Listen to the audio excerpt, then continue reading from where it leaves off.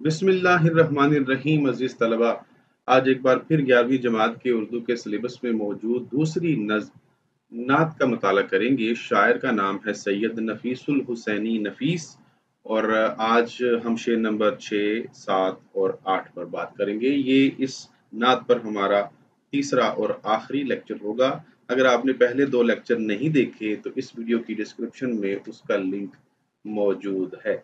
तो आइए शेर पढ़ते हैं। शेर नंबर 6। मुस्तफ़ा मुजतबा तेरी मदहो सना मेरे बस में नहीं, दस्तरस में नहीं, दिल को हिम्मत नहीं, लब को यारा नहीं, तुझसा कोई नहीं, तुझसा कोई नहीं। तो लफ्ज़ जो मुस्तफ़ा है इसका मतलब है बरगज़ीदा, चुना हुआ, या फिर आपका लक़ब भी है। आप सल्लल्लाहु अलैहि वसल्लम के अलक़ाब में से एक है। मुज्तबा और मुस्तफ़ा मुतरादिफ अल्फाज भी हैं। मुज्तबा मुंतखब, चुना हुआ, और ये भी आपके अलकाब में से एक है। मदह व सना का मतलब तारीफ व तौसीफ, इसका मतलब होता है जी। बस में नहीं का मतलब कि मेरे अख्तियार में नहीं है, ठीक है, या मैं ताकत नहीं रखता। और दस्तरस में नहीं कि मेरी पहुंच में नहीं, यानी मैं उससे कोसों दूर हूँ। हिम्मत और यारा ये भी दो मुतरादिफ अल्फाज हैं। मतलब हिम्मत ना होना, ताकत ना होना, वगैरह वगैरह।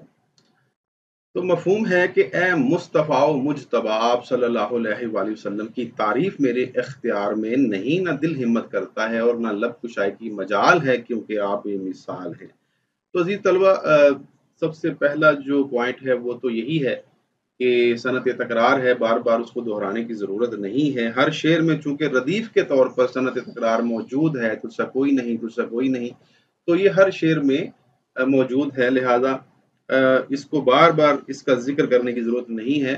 तो मैं आगे चलता हूँ और बात करता हूँ आपके सिफाती नामों की और अलकाब की। तो आप सल्लल्लाहु अलैहि वसल्लम के दो इसमें जो अलकाब हैं, मुस्तफ़ा और मुश्तबा, उनका उनका इस्तेमाल किया गया है, यानी बरगजीदा, चुने हुए, मुंतहिब, और आप सल्लल्लाहु अलैहि वसल्लम को इन नामों से पुकारा जाता है।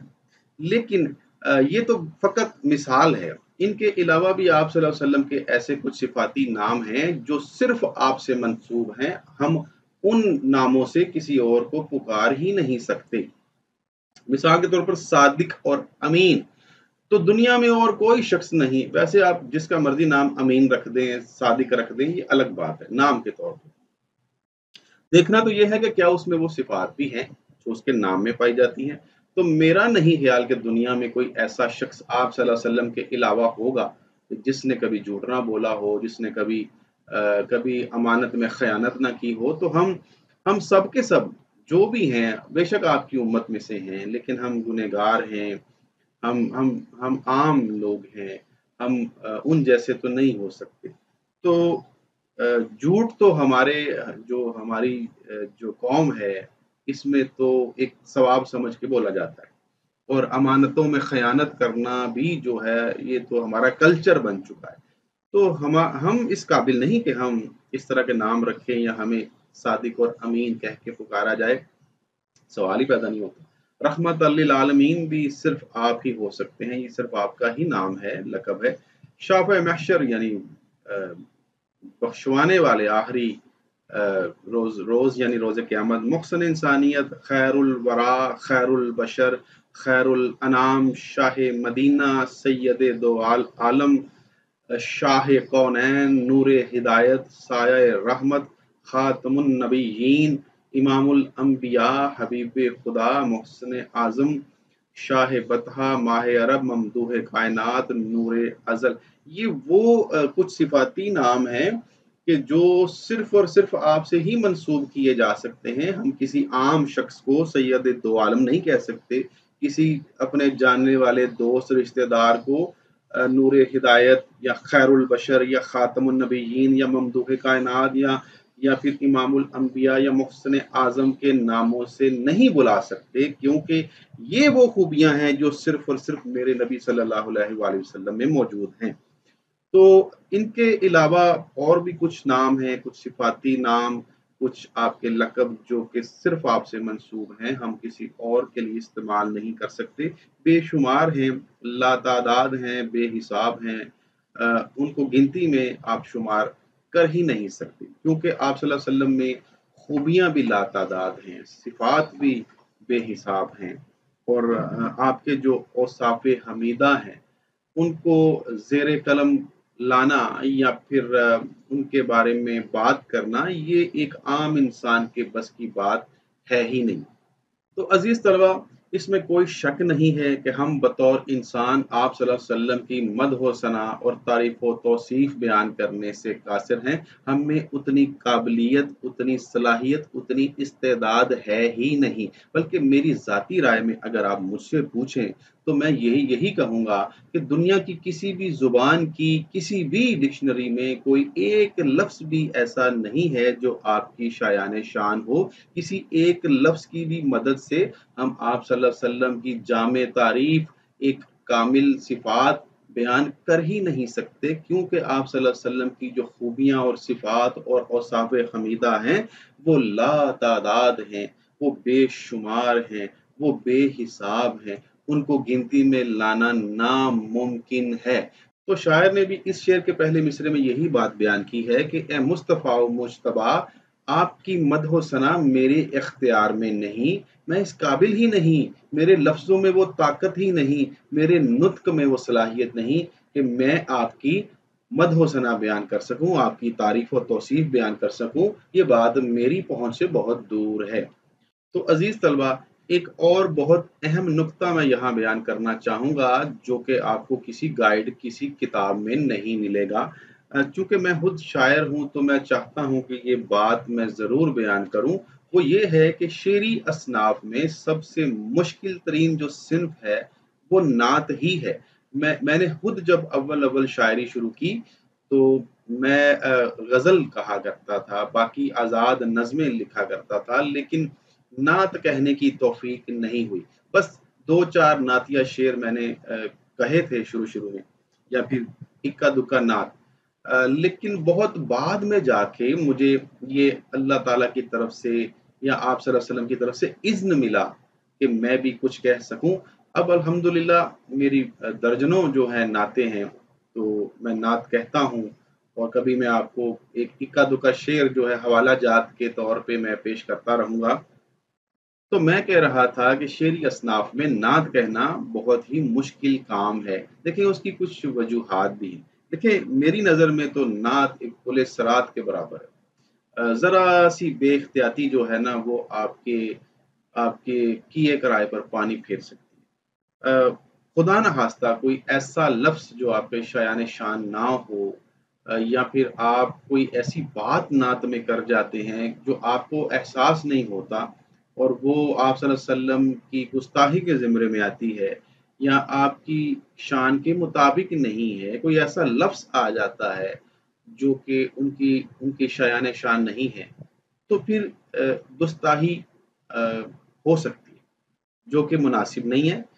تو دوسرا یہ ہے کہ ایسا بھی ہو سکتا ہے کہ شاعر جو ہے وہ اس قدر آپ صلی اللہ علیہ وسلم کے عشق میں آگے بڑھ جائے، اتنا بڑھ جائے، جنون کی کیفیت تک پہنچ جائے، اور حتیٰ کہ وہ ایسے الفاظ یا ایسے جملے یا ایسے مصرے کہہ دے عشق کی شدت میں کہ وہ کفریہ جو ہے مصرے بن جائیں، یا پھر وہ شرک کے زمرے میں آ جائیں۔ تو اس لیے میں کہتا ہوں کہ نعت کہنا بہت مشکل کام ہے۔ آپ شرک کی حد کو بھی پہنچ سکتے ہیں، اور کوئی ایسا لفظ بھی استعمال کر سکتے ہیں کہ جو گستاخی تک پہنچ جائے۔ تو بڑی احتیاط کی ضرورت ہے۔ یوں سمجھ لیں کہ ایک ایسا کام ہے کہ جس میں آپ کو بہت سوچ سمجھ کر بڑے چنے ہوئے لفظوں کا استعمال کرنا پڑتا ہے۔ تو اس لیے شاعر جو ہے نا وہ کوشش کرتے ہیں، لیکن اس کوشش میں ناکام ہو جاتے ہیں، اور پھر وہ نعت نہیں کہتے۔ تو میں سمجھتا ہوں کہ جن کو ذرا سی استطاعت ہے کہ وہ اس پر قلم فرسائی کر سکتے ہیں، نعت کہہ سکتے ہیں، تو یہ اللہ تعالیٰ کا ان پر ایک خاص کرم ہے کہ وہ ایسا کر سکتے ہیں، ورنہ हर किसी के बस की बात नहीं है। तो शायर यही बात कह रहा है कि मेरे दिल को हिम्मत नहीं होती, मेरे होठों को हिम्मत नहीं होती कि मैं कुछ कहूँ, क्योंकि उनके शायान शान मेरे पास तो अल्फाज है ही नहीं। कहीं ऐसा ना हो कि मैं कुछ ऐसा कह दूं कि वो रोज़े क़यामत जो है मैं पकड़ में आ जाऊं कि ये तुमने क्या कहा था, ये तुमने क्या लिखा था, कहीं ये जुमला जो तुमने कहा है ये शिर्क तो नहीं है। तो इसलिए लोग इससे इज्तनाब करते हैं, बचते हैं। तो शायर ने नात कही तो है, लेकिन वो डरते-डरते आप सल्लल्लाहु अलैहि वसल्लम की मदह व सना बयान कर रहा है और ये भी कह रहा है कि मेरे इख्तियार में नहीं, मेरी दस्तरस में नहीं, मेरे दिल में हिम्मत नहीं, मेरे लब को इस बात की ताकत ही नहीं है कि वो ये बात बयान कर सके। तो कुछ अशार हैं जी अजीज़ तलबा जो मैं बयान करना चाहूँगा, जो कि बहुत उम्दा हैं। हवाला जात के तौर पर बशर लिखना भी चाहे लिख ना पाए, हैं इतनी खूबियाँ खैरुल बशर में। तो ये एक नामालूम शायर का शेर है। एक और देखिएगा, ज़िंदगी ख़त्म हुई और कलम टूट गए, तेरे औसाफ का एक बाब भी पूरा न हुआ। तो अजीज तलबा एक और बड़ी अहम बात मैं करना चाहूँगा, वो ये है कि शायर जो है नात कहते हुए अपनी बेबसी को महसूस कर रहा है कि मैं इस कदर बेबस हो गया हूँ कि मेरे लिए लफ्ज़ों का चुनाव करना जो है वो मुश्किल तरीन बल्कि नामुमकिन तरीन मरहला बन गया है।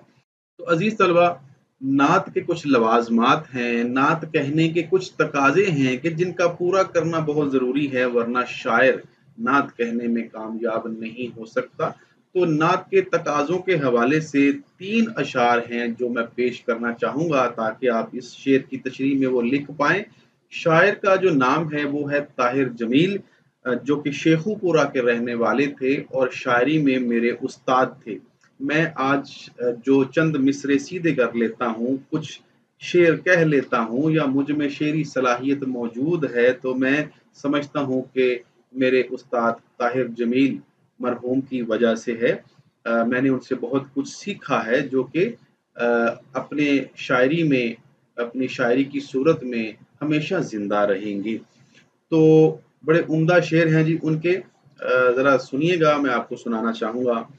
अ, पूछाए मुस्तफ़ा के तकाज़े अजब, होंठ खंदा मगर आँख तर चाहिए, एक हथेली पे दिल, एक हथेली पे सर और कांधों पे सारा ही घर चाहिए, नाते सरवर कहूँ कुछ फरिश्तों के पर, चंद और आके हफ्ता समा हो अदा, काम आली है तो आली माहौल हो, एक चटाई मुझे अर्श पर चाहिए।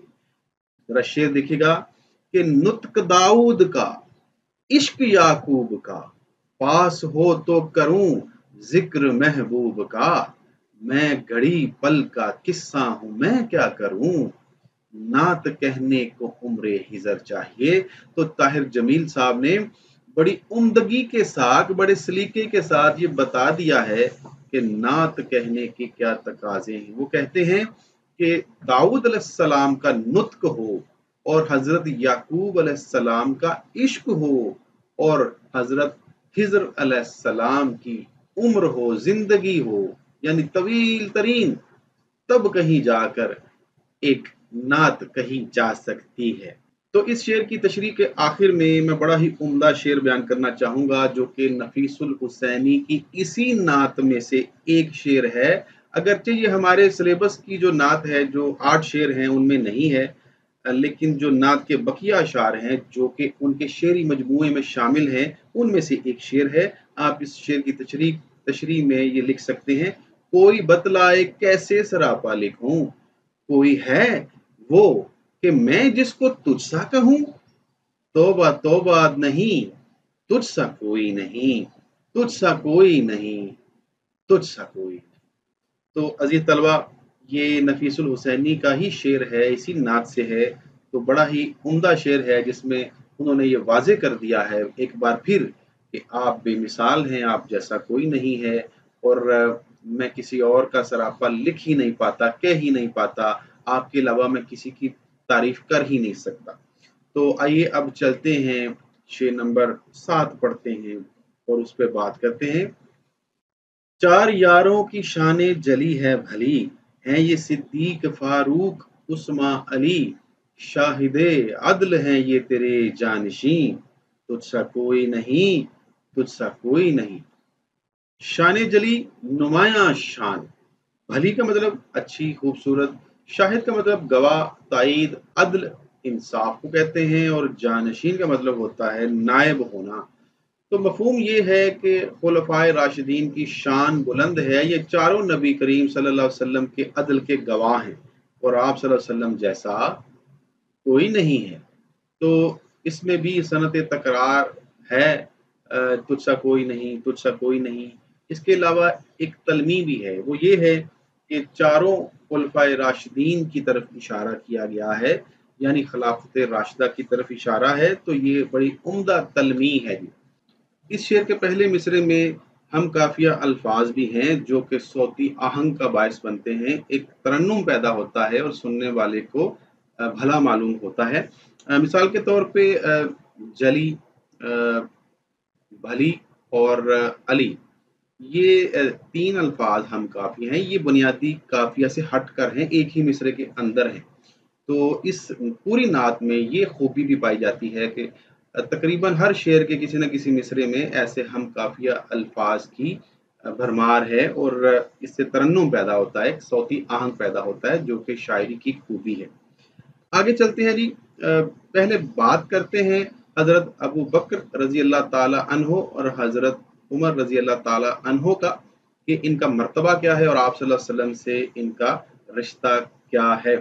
तो अबू बकर जो हैं ये आप सल्लल्लाहु अलैहि वसल्लम के बहुत करीबी दोस्त भी थे और अव्वलीन जो मुसलमान हुए लोग उनमें इनका शुमार होता है।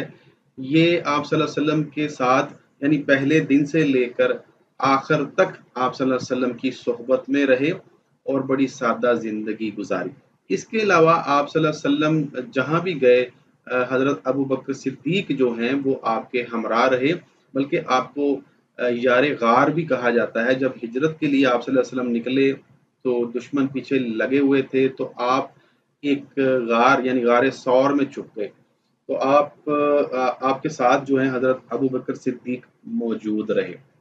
तो उसके बाद जब आप सल्लल्लाहु अलैहि वसल्लम इस दुनिया से पर्दा कर गए तो उसके बाद हजरत अबू बकर सिद्दीक ही थे जिनको के खलीफा अव्वल जो है चुना गया और आपने आप सल्लल्लाहु अलैहि वसल्लम की सुन्नत पर अमल करते हुए ज़िंदगी गुजारी। आपका जो रिश्ता है वो हज़रत अबू बकर सिद्दीक का वो ये है कि आप सल्लल्लाहु अलैहि वसल्लम की जो ज़ौजा थीं हज़रत आयशा सिद्दीक़ा रज़ी अल्लाह ताला अन्हा, वो हज़रत अबू बकर सिद्दीक रज़ी अल्लाह ताला अन्हो की बेटी थी। तो हज़रत अबू बकर सिद्दीक जो थे एक तरह से आप सल्लल्लाहु अलैहि वसल्लम के ससुर भी थे। तो आइए अब ज़िक्र करते हैं हज़रत उमर रज़ी अल्लाह ताला अन्हो का। देखिए इनका जो पूरा नाम था वो था उमर बिन ख़त्ताब, इस्लाम कबूल करने से पहले। लेकिन जब आपने इस्लाम कबूल कर लिया तो फिर आप हज़रत उम्र फ़ारूक के नाम से मारूफ हुए। देखें कहा जाता है कि यूँ तो सारे ही सहाबी जो थे वो आप सल्लल्लाहु अलैहि वसल्लम के मुरीद थे, लेकिन हज़रत उमर के बारे में कहा जाता है कि ये आप सल्लल्लाहु अलैहि वसल्लम की मुराद थे। यानी आपने एक तरह से अल्लाह से इनको मांग लिया था कि काश ये मुसलमान हो जाएं, क्योंकि आप बहुत ताकतवर शख्सियत थे। मक्का में आप एक सख्त तबीयत के मालिक थे, लोग आपसे डरते भी थे। तो इसलिए आप सल्लल्लाहु अलैहि वसल्लम ने अल्लाह से दुआ मांगी थी कि हज़रत उमर जो हैं वो मुझे मिल जाएं, यानी वो इस्लाम कबूल कर लें। तो अल्लाह ताला के करम से ये जो एजाज़ है हज़रत उमर को मिला कि उन्होंने इस्लाम कबूल कर लिया। और जब उन्होंने इस्लाम कबूल कर लिया तो फिर तमाम मुसलमान बगैर किसी डर, बगैर किसी खौफ के इबादत करने लगे, क्योंकि उनके साथ एक ताकतवर सरदार था जो इस्लाम कबूल कर चुका था। इसके अलावा हज़रत उमर फ़ारूक जो हैं इन्होंने इन्होंने जब दूसरी खिलाफत संभाली, मतलब खिलाफत राशिदा में ये दूसरे खलीफा थे, तो इन्होंने कुछ इस्लाहात की निज़ाम हुकूमत में, सूबों का निज़ाम राइज किया, पुलिस का महकमा जो है वो कायम किया, फौजी अफसरान, गवर्नर्स और जो बाकी जो सरकारी अफसरान हैं उनके लिए बड़ा सख्त जो असूल व ज़वाबित जो हैं वो कायम किए, ताकि कोई भी जो है वो जो बदउनवानी ना कर सके। इसके अलावा आपने सड़कें बनवाई, कुछ सराय बनवाई, कुछ चौकियां बनवाई, फौजी छावनियां बनवाई, फौज को बड़ा मुनज़्ज़म किया, और इसके अलावा जो आपकी फतूहात हैं वो भी बहुत ज़्यादा हैं। यानी दूसरे खलीफा हज़रत उमर फ़ारूक के दौर में मुसलमानों की जो खिलाफत थी वो 22 लाख मुरब्बा मील तक फैल चुकी थी। आप ही के दौर में कैसरो किसरा जैसी ताकतवर सुपर पावर्स को शिकस्त दी गई, ईरान को फतह किया गया, इराक को फतह किया गया, शाम और मिस्र को फतह किया गया। तो बहुत ही ताकतवर फौज के मालिक थे, बहुत ही ताकतवर हुक्मरान थे। तो आप सल्लल्लाहु अलैहि वसल्लम की एक ज़ौजा जो हैं, जो कि हज़रत हफ्सा हैं, वो हज़रत उमर फ़ारूक की बेटी थी। तो पहले जो 2 खलीफा थे, हज़रत अबू बकर सिद्दीक और हज़रत उमर फ़ारूक, ये ना सिर्फ़ आपके दोस्तों में शुमार होता है, बल्कि इनका शुमार जो है वो आपके ससुर के तौर पर भी होता है। ठीक है जी? तो दोनों आपके ससुर भी लगते थे। तो आरिफ सिमाबी साहब के 2 अशार पेश करना चाहूँगा। मुजस्सिम इस्तकामत अज़्म पैकर, अबू बकरो उमर उस्मान व हैदर, सरापा खुर्रियत जुर्रत सरासर, अबू बकरो उमर उस्मान व हैदर, न हालाते मुखालिफ की शिकायत, न लब पे गर्दिशे दौरां का शिकवा, बहर आलम रज़ाए हक के खूगर, अबू बकरो उमर उस्मान व हैदर। तो आइए अब तीसरे और चौथे जो खुलफाए राशिदीन हैं उनका तज़किरा करते हैं। एक बड़ी दिलचस्प बात आपको बताता चलूं कि पहले जो 2 खलीफा थे, हज़रत अबू बकर और हज़रत उमर, ये आपके दोस्तों में भी शुमार होते थे, जबकि इन दोनों की बेटियां हज़रत आयशा रज़ी अल्लाह ताला अन्हा और हज़रत हफ्सा रज़ी अल्लाह ताला अन्हा आप सल्लल्लाहु अलैहि वसल्लम के निकाह में थी। जबकि आप सल्लल्लाहु अलैहि वसल्लम की जो बेटियां हैं, वो यानी हज़रत फ़ातिमा, हज़रत रुकैया और हज़रत उम्मे कुलसूम, ये जो हैं ये तीसरे और चौथे खुलफा के निकाह में थी। यानी पहले जो 2 खुलफा थे वो आपके ससुर भी थे, और जो आखिरी 2 तीसरे और चौथे खुलफा थे वो आप सल्लल्लाहु अलैहि वसल्लम के दामाद थे। तो इसकी तफसील मैं बताता हूँ। तो सबसे पहले हज़रत उस्मान रज़ी अल्लाह ताला अन्हो का तज़किरा करते हैं। देखिए, हज़रत उस्मान जो थे वो इंतहाई नर्म तबीयत और बाहया शख्सियत के मालिक थे, और अरब के जो मालदार लोग थे उनमें आप नुमायां थे। इसके अलावा आपका जो रिश्ता था आप सल्लल्लाहु अलैहि वसल्लम से वो ये था कि आप सल्लल्लाहु अलैहि वसल्लम की 2 बेटियां ऊपर तले आपके निकाह में आईं।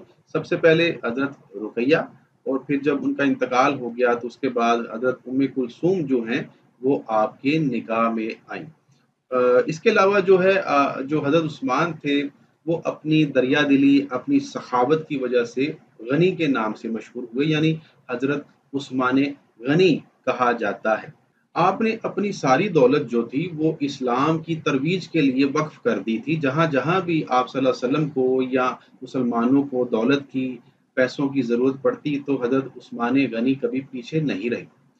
एक बार मदीना में जब पानी की किल्लत हो गई तो हज़रत उस्मान गनी ने एक कुआं खरीद कर मुसलमानों के लिए वक्फ कर दिया। तो आप तीसरे खलीफा थे, लेकिन आपकी खिलाफत के आखिरी दिनों में कुछ नाखुशगवार वाक़यात हुए, कुछ बागियों ने आपको बहुत अज़ियतें दे देकर आपको शहीद कर दिया। तो अब ज़िक्र करते हैं हज़रत अली रज़ी अल्लाह ताला अन्हो का, जो कि आप सल्लल्लाहु अलैहि वसल्लम के चचाज़ाद भी थे और आपके दामाद भी थे, यानी हज़रत फ़ातिमातुज़ ज़हरा के शौहर भी थे और हसन व हुसैन के वालिद भी थे। देखें, हज़रत अली की ही औलाद थी जिसने कि करबला में जाम शहादत नोश किया और बेशुमार कुर्बानियाँ दी। हज़रत अली के बारे में बताता चलूँ कि ये बचपन से ही आप सल्लल्लाहु अलैहि वसल्लम की सोहबत में रहे, बल्कि कहा जाता है कि बच्चों में सबसे पहले हज़रत अली ने ही इस्लाम कबूल किया था, और हमेशा हर जंग में आप सल्लल्लाहु अलैहि वसल्लम के साथ रहे और बड़ी ही नुमायाँ कारकर्दगी का मुज़ाहरा किया। यानी जब भी आपने तलवार थामी तो दुश्मन की जो दुश्मन का सर है वो उसके दड़ पर नहीं रहा। आपको फ़ाते खैबर भी कहा जाता है। आपने ही آپ کی تلوار کی بدولت ہی مسلمانوں نے ایک مشکل ترین جنگ یعنی جنگ خیبر کے قلعے کو فتح کیا تھا۔ اگر آپ موجود نہ ہوتے تو شاید یہ ممکن نہ ہو پاتا۔ آپ کو ہی اللہ کا شیر یعنی اسد اللہ کہا جاتا ہے۔ تو حضرت علی کے بارے میں یہ بھی کہا جاتا ہے کہ آپ ریاضت و عبادت اور سخاوت و شجاعت میں بے مثال تھے، آپ جیسی شخصیت اور کوئی نہیں تھی۔ مولانا ظفر علی خان کا ایک شعر پیش کرنا چاہوں گا۔ ابو بکر و عمر عثمان و علی کرنے ہیں ایک ہی مشعل کی، ہم مرتبہ ہیں یاران نبی کچھ فرق نہیں ان چاروں میں۔ تو آخری جو اہم بات ہے جو دوسرے مصرے میں کہی گئی ہے کہ یہ چاروں جو آپ صلی اللہ علیہ وسلم کے یار تھے، آپ کے جانشین تھے، آپ کے نائب تھے، یہ آپ کی حکومت کرنے کے انداز اور آپ کے انصاف کے گواہ بھی ہیں۔ دیکھیں انصاف بہت اہم چیز ہے، اگر کسی حکومت میں انصاف نہیں ہے تو پھر وہاں پہ کچھ بھی صحیح سلامت نہیں ہے۔ کفر کا نظام تو قائم رہ سکتا ہے لیکن جہاں ناانصافی ہو وہ نظام قائم نہیں رہ سکتا۔ تو آپ صلی اللہ علیہ وسلم نے انصاف کی بنیاد رکھی۔ یہاں انصاف سے مراد ہر چیز آ جائے، مساوات بھی تو انصاف ہی ہے، کسی کو اس کا حق دینا بھی تو انصاف ہی ہے، کسی کے ساتھ نرمی سے پیش آنا بھی تو انصاف ہی ہے۔ دیکھیں اسلامی تاریخ کا جو سب سے اہم امر تھا وہ عدل و انصاف ہی تھا۔ اگر عدل نہیں انصاف نہیں تو پھر اس اسلامی ریاست کا بھی کوئی فائدہ نہیں ہے۔ تو دیکھیں آپ صلی اللہ علیہ وسلم کے جو چاروں خلفاء تھے انہوں نے آپ کی صحبت میں رہ کر آپ کے نظام حکومت کو دیکھا، ہر چیز کو سمجھا، آپ صلی اللہ علیہ وسلم کے اخلاق کو، آپ کی سیرت کو دیکھا اور پھر آپ کی پیروی کی، آپ کی سنت پر عمل کیا۔ اور چاروں نے الگ الگ جو حکومتیں بنائیں وہ اپنی مثال آپ ہیں۔ یہ چاروں شخصیات اپنے آپ میں ایک کائنات کا درجہ رکھتے ہیں۔ کوئی حلبتوں کا سنگی ہے تو کوئی جلبتوں کا ساتھی ہے، کوئی مسلمانوں کے ساتھ ہمدردی کا پیکر ہے تو کوئی شجاعت و بہادری کا استعارہ ہے۔ یہ چاروں اسلامی تاریخ کے ایسے عناصر اربع تھے کہ جنہوں نے مسلمانوں کو حکومت کرنے کا گر سکھایا اور عدل و انصاف کی بنیاد رکھی۔ تو اس شعر کی تشریح کے آخر میں اللہ تعالیٰ کا ارشاد پیش کرنا چاہوں گا۔ اللہ نے فرمایا ہے کہ اللہ ان سب سے راضی ہو گیا اور وہ سب اللہ سے راضی ہو گئے، اور اللہ نے ان کے لیے ایسی جنتیں تیار کر رکھی ہیں کہ جن کے نیچے نہریں بہتی ہوں گی، ان میں وہ ہمیشہ ہمیشہ رہیں گے۔ تو سورہ توبہ کی آیت نمبر 100 جو ہے اس کا ترجمہ میں نے پیش کیا۔ تو آئیے اب اس نعت کا آخری شعر اور مقطع وہ پیش کرتا ہوں جی۔ اے سراپا نفیس انفس دو جہاں، سرورے دلبراں دلبرے عاشقاں، ڈھونڈتی ہے تجھے میری جان خزیں، تجھ سا کوئی نہیں، تجھ سا کوئی نہیں۔ سراپا جی سر سے پاؤں تک سارا مکمل یا پھر مکمل وجود بھی آپ کہہ سکتے ہیں۔ نفیس کا مطلب عمدہ، پاکیزہ۔ انفس دو جہاں کا یہاں مطلب ہے دو جہانوں کے پاکیزہ ترین انسان۔ تو سرور دلبراں دوستوں اور محبوبوں کے سردار، اور دلبر عاشقاں عشاق کے محبوب، یعنی ایسے محبوب کہ جس کی ساری دنیا جس کے عشق میں گرفتار ہو، جانے حزیں دکھی جان یا مغموم دل۔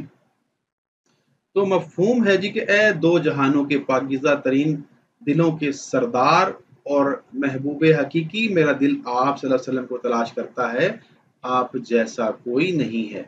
تو اہم نکات میں سب سے پہلے صنعت تکرار، بار بار اس کا ذکر آ رہا ہے۔ تو ہم قافیہ مرکبات اضافی کا اس میں کافی استعمال کیا گیا ہے جی۔ پہلے اشعار میں تو ہم قافیہ الفاظ تھے نا، لیکن اس شعر میں ہم قافیہ مرکبات ہیں۔ مثال کے طور پر انفس دو جہاں، سرور دلبراں، دلبر عاشقاں۔ تو ذرا غور کیجئے کہ اس میں بھی قوافی کا استعمال ہے۔ جہاں، دلبراں اور عاشقاں جو ہیں یہ ہم آواز الفاظ ہیں۔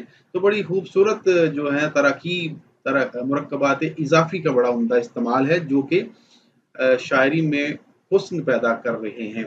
تو شاعر پہلے مصرے میں کہہ رہا ہے کہ اے سر سے لے کر پاؤں تک پاک انسان، اے دو جہانوں میں سب سے پاکیزہ ترین ہستی आप जैसा तो कोई दुनिया में है ही नहीं। देखें, इसमें कोई शक नहीं है कि शायर ने अगर आप सल्लल्लाहु अलैहि वसल्लम को बराह रास्त मुखातिब करके पाकीज़ा तरीन हस्ती कहा है, तो वाक़ई आप ऐसे ही हैं। क्योंकि आपका जो बचपन है, लड़कपन है, जवानी है, वो मक्का में गुज़री और मक्का का कोई एक शख्स भी आपके किरदार पर उँगली नहीं उठा सकता। आप कौलो करार में सबसे बेहतर थे, आप अमानतों में ख़यानत कभी नहीं करते थे, आप सच कहने में सबसे बेहतर थे, आप एक ऐसी हस्ती थे कि जिसका जिस्म और रूह दोनों पाक हैं, यानी जिस्मानी और रूहानी तौर पर आप मुक़द्दस तरीन हस्ती हैं। आपके एक सिफ़ाती नामों में से एक नाम ताहिर भी है, जिसका मतलब होता है कि पाकीज़ा, पाक, मुक़द्दस वग़ैरह, वग़ैरह, वग़ैरह। तो आप सल्लल्लाहु अलैहि वसल्लम नबूवत के बाद और नबूवत से पहले आपके किरदार में किसी किस्म का कोई फ़र्क नहीं आया था।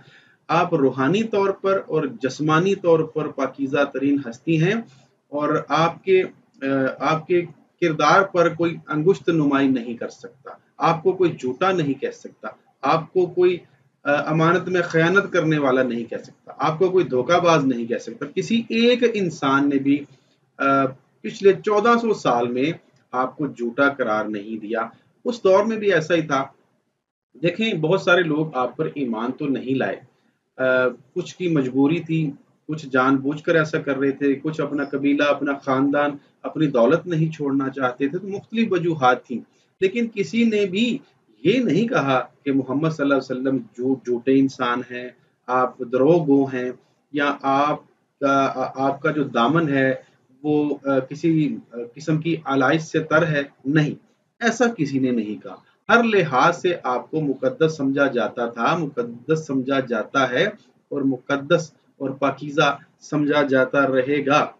तो इसके अलावा शायर ने कहा है कि आप मोहब्बत करने वालों में भी सबसे नुमायाँ हैं, यानी आशिकों के भी सरदार हैं। यानी वो अपनी उम्मत से इश्क करते थे और इस कदर अपनी उम्मत से प्यार और मोहब्बत करते थे कि इस उम्मत के जो इसका किरदार है, इसके अमाल हैं, उनको देखकर अश्क बहार हो जाते थे और अपनी उम्मत के लिए अल्लाह से दुआ मांगा करते थे। और आपको ही शाफ़े महशर इसीलिए कहा जाता है कि आप जो हैं, आपने एक दुआ जो है मांगी थी कि मेरी उम्मत को बख्श दे, क्योंकि आप जानते थे कि आपकी उम्मत क्या करने वाली है। तो आप इश्क करने वालों में, अपने बाद आने वालों के साथ इश्क करने वालों में भी सफ़े अव्वल में, बल्कि सफ़ तो छोड़ें, आप तो उनके इमाम हैं, आशिकों के इमाम हैं।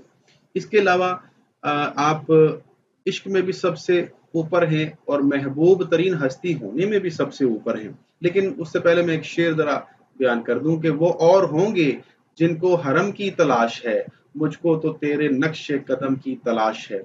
तो जिस तरह आप मोहब्बत करने वालों के सरदार हैं, उसी तरह आप महबूब तरीन हस्ती हैं, यानी महबूब लोगों में भी आपका शुमार एक इमाम की तरह होता है। आप वाहिद हस्ती हैं दुनिया की, बल्कि दुनिया की तारीख की वाहिद हस्ती कि जिसको सबसे ज़्यादा चाहा गया, जिसको सबसे ज़्यादा मोहब्बत मिली, ना सिर्फ इंसानों से बल्कि फरिश्तों और बाकी जो अल्लाह की मखलूक है उससे भी मोहब्बत मिली, बल्कि अल्लाह ताला से भी सबसे ज़्यादा मोहब्बत मिली।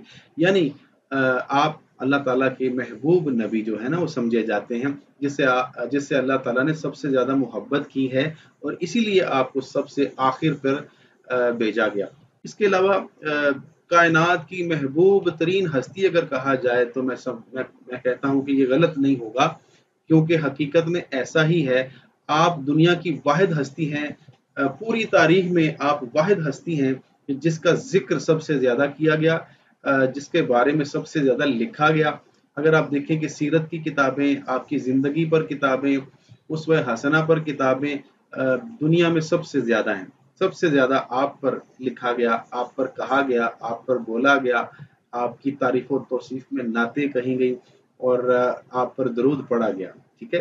तो जब पूरी कायनात आप पर दरूद पढ़ती है, आपकी तौसीफ़ बयान करती है, तो फिर हम कह सकते हैं कि आप दुनिया के बेमिसाल इंसान हैं और अगर कोई सबसे ज़्यादा महबूब हस्ती है तो वो आप सल्लल्लाहु अलैहि वसल्लम हैं।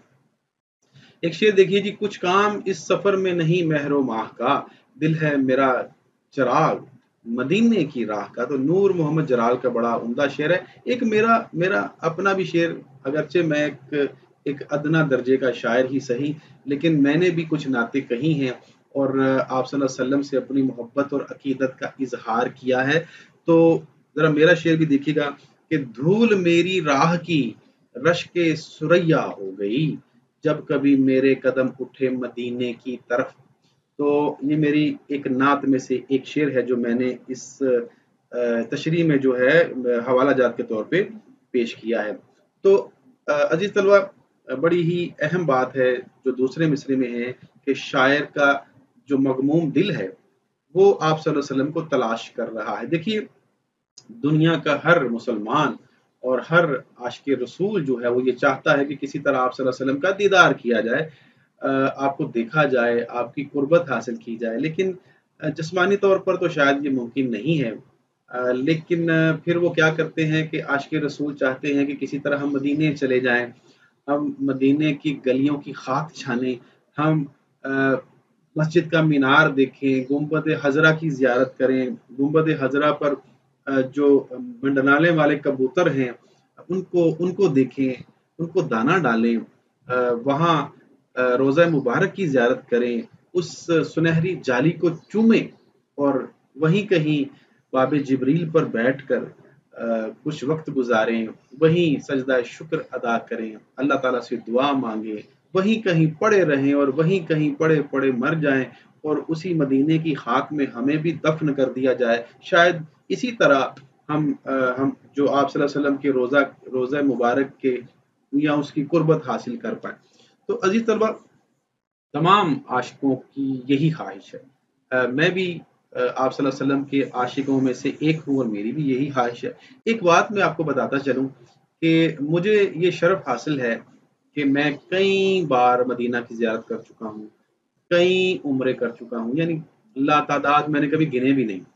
اس کی وجہ یہ ہے کہ میں نے اپنا بچپن جو ہے وہ سعودی عربیہ میں گزارا ہے، جدہ میں گزارا ہے، اور پھر میں پرائمری کرنے کے بعد 5ویں کے بعد پاکستان آ گیا تھا۔ چونکہ میرے والدین وہیں تھے، میرے بہن بھائی وہیں تھے، تو میں بھی وہیں تھا۔ بہت کم عمری میں وہاں گیا تھا، بچپن گزرا، پرائمری کی، پھر واپس آیا اور پھر اپنی تعلیم مکمل کرنے کے بعد پھر میں ایک بار وہاں گیا اور وہاں پہ میں نے باقاعدہ وہاں پہ مارکیٹنگ کی جاب کرتا رہا۔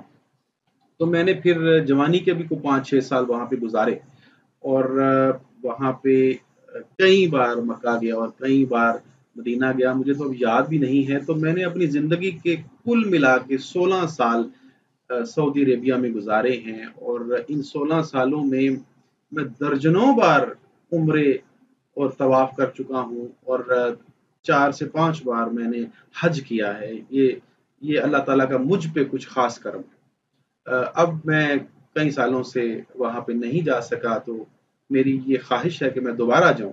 تو دیکھیں، اتنی بار جانے کے باوجود بھی میرا دل نہیں بھرا، میرا جی چاہتا ہے کہ میں ایک بار پھر اڑ جاؤں، مجھے پر لگ جائیں اور میں ایک بار پھر اڑ کر گنبد خضرا پر بیٹھے ہوئے کبوتروں کے ساتھ جا بیٹھوں اور ان کے ساتھ اڑان بھروں، وہیں کہیں گلیوں کی خاک چھانتے ہوئے مجھے موت آ جائے اور وہیں کہیں جو ہے وہ روضہ مبارک کے قریب مجھے بھی کہیں جگہ مل جائے اور میں بھی وہیں دفن ہو جاؤں۔ تو یہ نہ صرف عام عاشق کی ایک خواہش ہے بلکہ میری بھی خواہش ہے۔ تو اللہ تعالیٰ سب مسلمانوں کی جو آپ صلی اللہ علیہ وسلم کی عشق میں جو خواہشات ہیں وہ پوری کرے۔ تو شاعر جو ہے نفیس الحسینی، ہم اس کی بات کر رہے تھے، وہ بھی یہی بات کر رہا ہے کہ میں کسی طرح آپ صلی اللہ علیہ وسلم کو تلاش کر لوں۔ دیکھیں، وہ یہ نہیں کہہ رہا کہ میں ڈھونڈ رہا ہوں، بلکہ وہ کہہ رہا ہے کہ میری جان حزین تلاش کر، یعنی میں دکھی ہوں، پریشان ہوں، مصیبت زدہ ہوں۔ اور یاد رکھیے کہ ہر پریشان، ہر دکھی شخص جو ہے وہ جب آپ صلی اللہ علیہ وسلم سے محبت کرتا ہے تو پھر ان کو تلاش کرتا ہے، کسی طرح میرے غم کا مداوا ہو جائے، میرے زخموں پر مرہم رکھ دی جائے، آپ صلی اللہ علیہ وسلم کی قربت نصیب ہو جائے، تو شاید میرے غم جو ہے خوشی میں بدل جائے۔ تو حقیقت یہی ہے عزیز طلبہ کہ جیسے ہی حبس زدہ موسم میں ہوا چلتی ہے تو موسم خوشگوار ہو جاتا ہے، جیسے ہی کسی صحرا میں بادل برستے ہیں تو ٹھنڈی ہوائیں چلتی ہیں، اور خزاؤں میں بارشیں ہو جائیں یا باد بہاری جو ہے وہ آ جائے، بہار کا موسم پلٹ آئے تو پھول کھل اٹھتے ہیں، خوشبوئیں محسوس ہوتی ہیں، اور ہر سارا ماحول معطر ہو جاتا ہے، پرندے آ جاتے ہیں، بڑا خوبصورت منظر ہو جاتا ہے، یعنی تمام جو سوکھے ہوئے پودے ہیں وہ ہرے ہو جاتے ہیں۔ تو بالکل اسی طرح جب ایک مغموم دل، کسی مسلمان کا مغموم دل وہ آپ صلی اللہ علیہ وسلم کی قربت حاصل کر لے یا وہاں چلا جائے، مدینہ چلا جائے، زیارت کر لے، آپ صلی اللہ علیہ وسلم کے روضہ مبارک کو چوم لے، تو میں سمجھتا ہوں کہ اس کے سوکھے ہوئے دل میں جو ہے ہریالی آ جاتی ہے، یا اس کے دل کا پودا ایک بار پھر سرسبز و شاداب ہو جاتا ہے، اور وہ خوشبو دینے لگتا ہے، اس کی کلیاں کھل جاتی ہیں، پھول کھل اٹھتے ہیں، دل مسکرا اٹھتا ہے، اور وہ ایک بار پھر نئے سرے سے اس کا دل جوان ہو جاتا ہے اور وہ زندہ ہو جاتا ہے۔ تو ہر طرح کی مصیبتوں سے، پریشانیوں سے، دکھوں سے، تکلیفوں سے اسے نجات مل جاتی ہے۔ تو ایک طرح سے آپ صلی اللہ علیہ وسلم جو ہے نا، آپ کی قربت، آپ کے روضہ مبارک کی قربت، مدینہ میں پہنچنا، یہ خود وہاں پہ پہنچ جانا جو ہے نا، یہ باعث شفا ہے، اور مریضوں کو، مریضان عشق کو شفا ملتی ہے۔ تو یہی بات شاعر کر رہا ہے کہ اے پاکیزہ ترین انسان، اے محبوب ترین ہستی، میرا دکھی دل تجھے تلاش کر رہا ہے، کیونکہ تجھ جیسا کوئی نہیں ہے، تجھ جیسا کوئی نہیں ہے۔ تو اس شعر کی، بلکہ اس لیکچر کے آخر پر ایک شعر کے ساتھ اجازت چاہوں گا، بڑا عمدہ شعر ہے ریاض حسین چودھری کا۔ کہتے ہیں کہ مجھے روشنی کی تلاش تھی، میں درے نبی پہ چلا گیا، ہوا یوں کہ پھر شب حشر تک میری خاک سے نہ اٹھا گیا۔ تو عزیز طلبہ، امید ہے کہ یہ لیکچر بھی آپ کے لیے کافی کارآمد ہوگا۔ اب ہمارا لیکچر ختم ہوا، اس کے ساتھ ہی مجھے اجازت دیجیے۔ اللہ حافظ۔